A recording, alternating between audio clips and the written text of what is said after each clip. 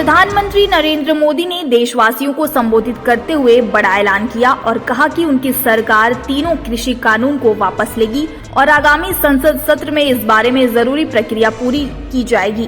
केंद्र सरकार इसके लिए कमेटी का गठन करेगी। उन्होंने कहा कि हमारी सरकार लाख जतन के बावजूद किसानों को समझा नहीं पाई। उन्होंने कहा कि देशवासियों से क्षमा मांगता हूं कि हमारे ही प्रयासों में कोई कमी रही होगी।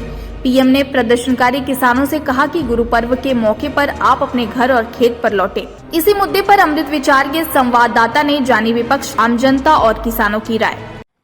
आज देश के करोड़ों अन्नदाताओं की जीत हुई है।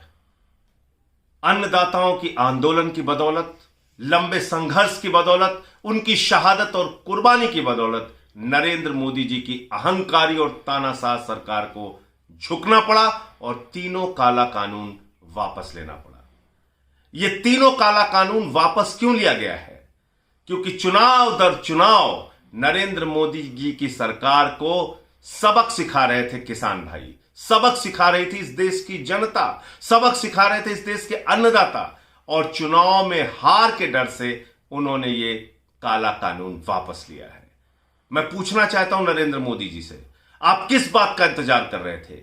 किसान भाइयों को आतंकवादी कहा गया, खालिस्तानी कहा गया, मवाली कहा गया, उनके सामने तार बिछाए गए और दुश्मन देश के नागरिक की तरह उनसे व्यवहार किया गया, उनको इस देश का दुश्मन बताया गया।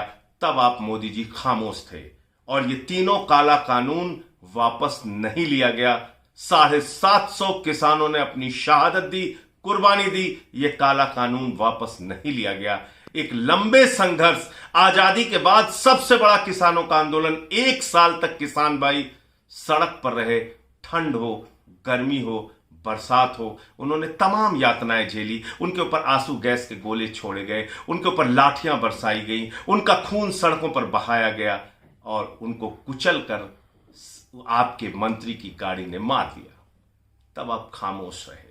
आज चुनाव के डर से, चुनाव में हार के डर से आपने तीनों काला कानून वापस लिया है। नरेंद्र मोदी जी, ये देश का अन्नदाता भी समझ रहा है, देश का किसान भी समझ रहा है। पूरा देश का किसान एक है। आज देश में एक भी किसान नहीं है जो प्रताड़ित नहीं है, एक भी किसान नहीं है जिसकी बड़ी बड़ी समस्याएं नहीं है, जो कर्ज में नहीं डूब रहा है हो या किसी और वजह से दिक्कत उसको नहीं आ रही हो। आपने देखा है पेट्रोल और डीजल के दाम क्या है। डीजल के दाम का सबसे बड़ा प्रभाव किस पर होता है? खाद मिल नहीं रही है, खड़े हैं वो आज माफी मांग रहे हैं। जब 600-700 किसान शहीद हो चुके हैं, एक बार आप बॉर्डर पे नहीं गए, एक बार किसानों से मिलने नहीं गए, एक बार बातचीत नहीं की, जहां हत्याएं हो रही है वहां भी नहीं गया, इतना पास आकर नहीं गए, तो आज अचानक क्या हो गया?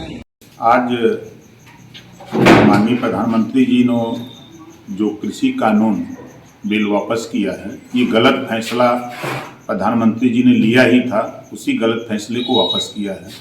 12 महीने से किसान अपने जो किसानों के खिलाफ गलत फैसले थे उसको वापस कराने के लिए 12 महीने से धरने पर था। सैकड़ों किसानों की हत्या हो गई, सैकड़ों किसान वहाँ शहीद हो गए। क्या प्रधानमंत्री जी उनको वापस करेंगे? इन्होंने गलत निर्णय लिया था, उस गलत निर्णय की वजह से आज खुद उन्होंने अपना निर्णय वापस लिया है। अब ये काम तो इनको बहुत पहले कर देना चाहिए था। चुनाव के समय तीनों बिल वापस लेना ये दर्शाता है कि चुनावी स्टंट के रूप में इसको प्रयोग किया जाएगा और जो इसके विपक्ष है वो इसको बहुत जोर तोर से उठाएगा। ये चुनावी है। और जबकि एक बात और भी है कि राकेश टिकैत तो अभी इसको वापस लेने की बात ही नहीं कर रहे हैं। तो 700 किसानों की हत्या के बाद अगर भारतीय जनता पार्टी इस तरीके से ये बिल वापस ले रही है तो, और अभी तक उनसे बात नहीं की गई, तो हमारा तो यही कहने का मतलब है कि बहुत पहले इस पर बात करके और अपने बिल वापस ले लेने चाहिए थे, जिससे 700 किसानों की हत्या भी बच जाती, मतलब 700 किसानों की मौत होने से बच जाता। और जो आज हुआ है यही अगर पहले हो जाता तो ये ज्यादा बेनिफिशियल था, फायदेमंद था भारतीय जनता पार्टी के लिए। कमाल है, 600 किसानों की जब इसी धरना प्रदर्शन में मौत हो गई थी तब प्रधानमंत्री जी का तो कभी ध्यान नहीं गया उन किसानों की तरफ, कभी उन किसानों के बारे में नहीं सोचा। लेकिन जब उनको एहसास हो गया है कि उत्तर प्रदेश में उनकी सत्ता जा रही है, किसान उनके विरोध में खड़ा है और समाजवादी पार्टी के राष्ट्रीय अध्यक्ष जी 340 किलोमीटर का सफर उन्होंने रथ से किया पूर्वांचल एक्सप्रेसवे पे, देखा उन्होंने प्रधानमंत्री जी ने, भारतीय जनता पार्टी ने, कि लाखों का हुजूम रात भर उनके स्वागत के लिए खड़ा रहा। एहसास हो गया सत्ता जा रही है, सत्ता का जाने का डर जब सताने लगा तब किसान कानून भी वापस कर लिया। ये होता है लोकतंत्र की ताकत। जी ने ये बहुत अच्छा कार्य किया फिलहाल तो किसानों के लिए, परंतु इतनी देर कर दी है किसानों के साथ, इतने दिनों में इतना कुछ हुआ है, सैकड़ों किसान मौत के घाट उतर गए, कितनों के घर बेघर हो गए, कितनों भूख से मर गए, कितनों ने आत्महत्या कर ली। इस पर भी प्रधानमंत्री को विचार करना चाहिए।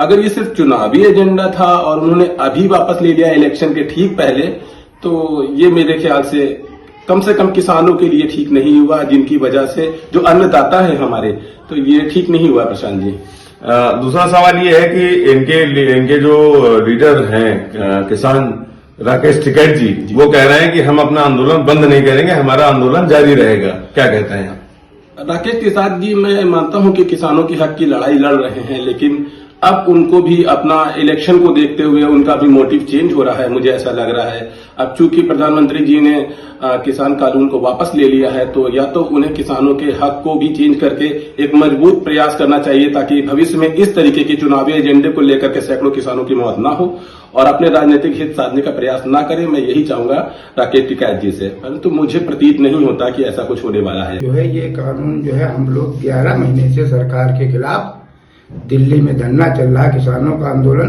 12वां महीना चालू हो गया, हजारों किसान मर गए वहां धरने, और अभी तक इसका कोई नहीं। अब ये बिल वापस हो रहे हैं तो सरकार का बहुत निकम्मापन है, और ये राजनीति के लिए ये पहले वापस कर लेना चाहिए था। जो हमारे किसान 1000 मर गए वो नहीं मरते, और 12 महीने जो आंदोलन चल रहा किसानों का दिल्ली में, वो इससे बच जाते। और ये अपने लाभ के लिए किसानों के मुद्दा, चुनावी मुद्दे को ये भुनाने के लिए किया, लेकिन ये मुद्दा भुना नहीं पाएंगे, इसका पूरा विरोध किसान यूनियन करेगी। आज का दिन ऐतिहासिक है। आज प्रधानमंत्री मोदी ने जो तीनों कृषि कानून वापस लेने का जो निर्णय लिया है, उसका स्वागत है। ये किसानों की जीत है, ये देश की जीत है, ये लोकतंत्र की जीत है।